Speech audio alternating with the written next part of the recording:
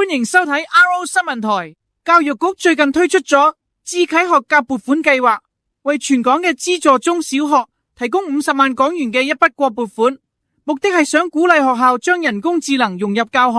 本台嘅記者而家喺由香港電腦教育學會舉辦嘅人工智能方案分享日現場，帶大家了解下情況。交俾你講先。今次獲得計劃撥款嘅學校，亦都會達成一啲績效指標，例如要開設示範課、舉辦分享會，同埋推動學生嘅人工智能素養活動。我哋同現場幾位教育工作者傾過，了解佢哋對 AI 融入教學嘅睇法。我相信 AI 融入教學係一個不可逆轉嘅大趨勢，所以今日特登過嚟睇下有咩啱用嘅 AI 工具。我認同教育局有呢個計劃去提升教學質素係好事，不過我自己就未有經驗用 AI 做教學，所以都有啲擔心，唔知點樣去完成嗰啲示範課同埋分享會。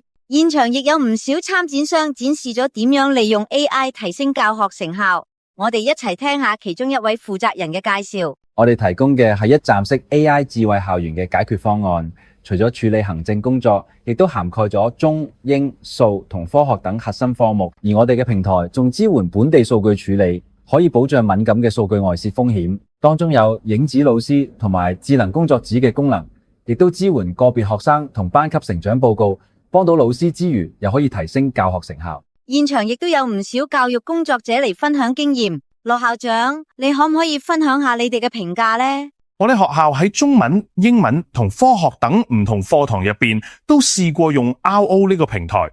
我哋仲舉辦過公開示範課同埋分享會，同工同埋家長嘅回應都非常正面。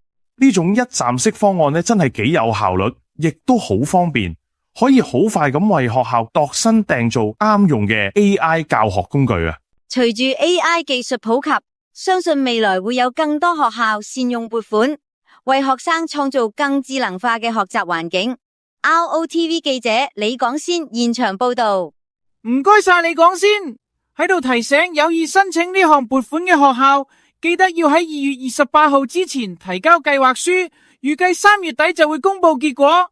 ROTV 新聞報道完畢，再會。